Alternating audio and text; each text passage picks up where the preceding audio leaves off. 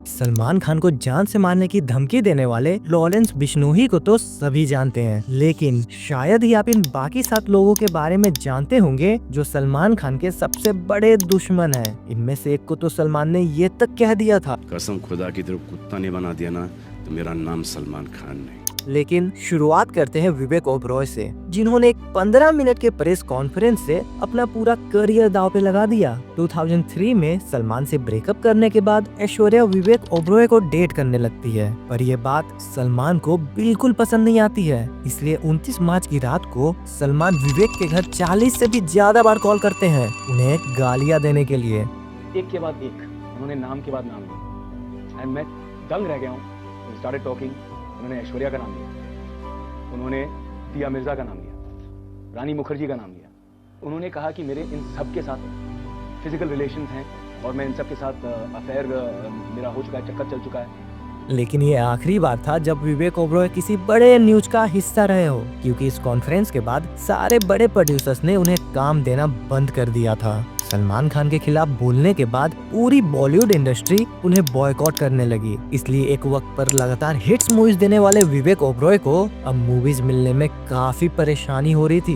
हालांकि उन्होंने अपनी गलती के लिए एक अवार्ड शो में कान पकड़कर सलमान से माफी भी मांगी, लेकिन हमेशा की तरह सलमान ने उन्हें इग्नोर कर दिया। आप विवेक ओबरॉय को कभी माफ नहीं करेंगे, राइट? जी। विवेक ओबरॉय को माफ नहीं करेंगे? I don't know who you're talking funny. You don't know who I he is. don't.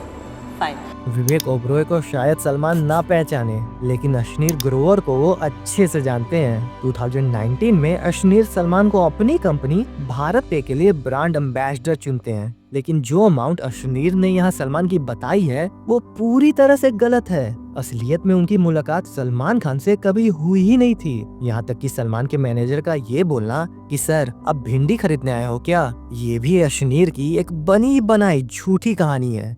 लेकिन चाहे सलमान ने अश्नीर को कितना भी बुरा बोला हो, उनकी बातें कभी भी उस लेवल को मैच नहीं कर पाएंगी जो उन्होंने जुबैर खान को बोली थी। बिग बॉस 11 के कंटेस्टेंट जुबैर खान जब शो में आए तो उन्होंने बाकी लोगों के साथ बड़ी बदतमीजी की, खासकर लड़कियों को गाली देना और उनपे चिल्लाना जुबैर के लिए एक आम बात थी। उनका ये बिहेवियर सलमान खान को बिल्कुल पसंद नहीं आया, इसलिए वो वीकेंड के वॉर पर आकर जुबैर पर बहुत गुस्सा करते हैं। कसम खुदा की तरफ कुत्ता नहीं बना दिया ना तो मेरा नाम सलमान खान नहीं। Sorry भैया। भाई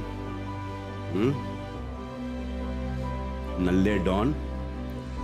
साथ ही में जुबैर खान जो खुद को एक बड़ा गैंगस्टर बता रहा था, उसे एक नल्ला डॉन कह देते हैं। सलमान खान की ये बातें जुबैर को चुभ जाती है, इसलिए बिग बॉस से निकलने के बाद वो इंटरव्यूज में सलमान को धमकाने लगते हैं। जुबैर, आ रहा हूँ मैं तेरे पास, कसम खुदा की तेरे को कुत्ता नहीं बनाया तो मेरा नाम सलमान खान नहीं। आपको चैलेंज दे रहा हूँ सलमान खान साहब, और आपने जो मुझे कहा था same word to word, exactly word to word, आप वो लॉरेंस बिश्नोई को कहिए तो मैं समझूंगा कि आप रियल हीरो हो, आप रियल टाइगर हो। इसके बाद वो सलमान पर एक केस भी फाइल कर देते हैं, लेकिन आगे चलकर मुंबई के एक बड़े बिजनेसमैन से 1 करोड़ की वसूली मांगने के लिए जुबैर खुद ही जेल में चले जाते हैं। एक बिग बॉस कंटेस्टेंट से आते हैं दूसरे पर। 2023 में एलविश यादव की बिग बॉस में वाइल्ड कार्ड एंट्री होती है। यूट्यूब पर रोस्ट वीडियोस डालने वाले एलविश का एटीट्यूड बिग बॉस में भी एक रोस्टर का ही था, जहां वो दूसरे कंटेस्टेंट का मजाक उड़ाया करते थे। लेकिन बात आगे तब बढ़ गई जब उन्होंने कंटेस्टेंट बेबिका के लिए बहुत ही इंसल्टिंग वर्ड्स यूज किए। इसलिए आगे चलकर सलमान वीकेंड के वॉर पर उन्हें इस बिहेवियर के लिए कॉल आउट करते हैं और उनके फॉलोअर्स पर भी काफी सवाल उठाते हैं। जैसे कि वो एल्विश से पूछते हैं कि क्या आपके फॉलोअर्स 1000 रुपए लेकर आपको ज्वाइन करते हैं, और तो और उनकी फैन बेस का नाम एल्विश आर्मी भी भाईजान को पसंद नहीं आता है, इसलिए वो एल्विश आर्मी को इंडियन आर्मी से कंपेयर कर देते हैं। बट ये एपिसोड कंट्रोवर्शियल तब हो गया जब ये सब बोलने के बाद सलमान एल्विश की माँ को कॉल लगा देते हैं और अपनी माँ को देखकर एल्विश इमोशनल होकर रोने लगते हैं। जितना ये मोमेंट एल्विश के लिए इमोशनल था, उतना ही उनके फैंस के लिए। इसलिए इस एपिसोड के बाद उनके फैंस हर जगह #बॉयकॉट सलमान खान ट्रेंड करवाने लगते हैं। यहाँ तक कि सलमान के सारे सोशल मीडिया अकाउंट्स भी हेट कमेंट से भर जाते हैं। हालांकि एल्विश ने भी सलमान को अपने एक रोस्ट वीडियो में बहुत बुरा भला कहा था। जो मेरी वीडियोस थी वो 2020 की थी, 3 साल पुरानी, तो ऑब्वियसली मैंने काफ़ी चेंज करा है, वो कंटेंट भी मैंने चेंज करा है। मैंने खाली उनको नहीं, मैंने बहुत लोगों को रोस्ट करा है। और जो मेरा नज़रिया था वो भी चेंज हुआ है, क्योंकि उन्होंने जो समझाया एज अ बिग ब्रदर मुझे समझाया। बिग बॉस जीतने के बाद इसी तरह एल्विश सलमान की हर जगह तारीफ ही कर रहे थे, जो तारीफ शायद ही कभी ऐश्वर्या राय सलमान की करेंगी।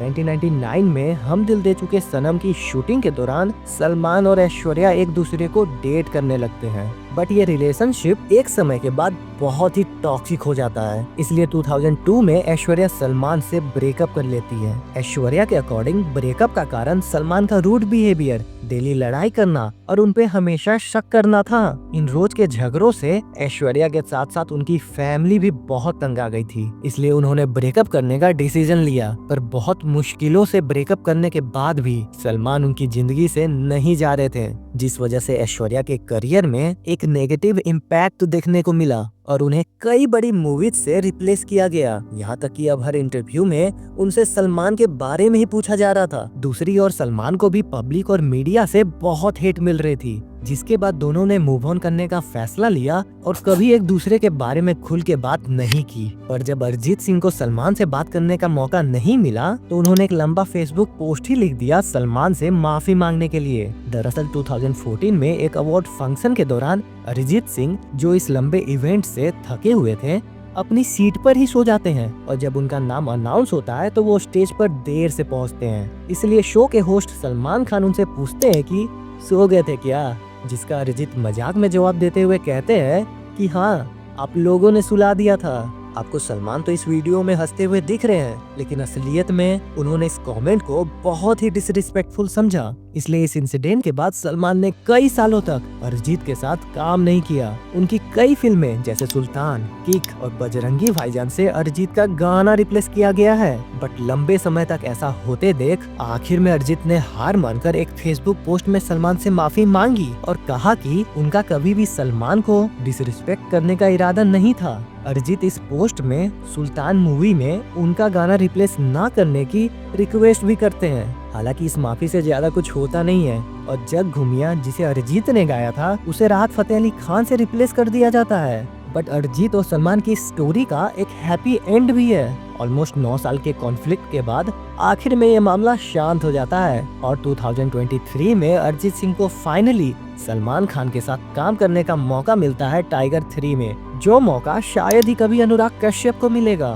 2023 में आई तेरे नाम के डायरेक्टर अनुराग कश्यप होने वाले थे, बट सलमान को उनका एक छोटा सा सजेशन पसंद नहीं आया, जिसके बाद अनुराग को इस मूवी से ही निकाल दिया गया। तेरे नाम में करने वाला था और मैंने उनको बाल उगाने को कहा, वो नाराज हो गए। और ये उन्होंने मुझसे नहीं कहा कि वो नाराज हो गए, प्रोड्यूसर ने कहा और प्रोड्यूसर ने मुझे निकाल दिया।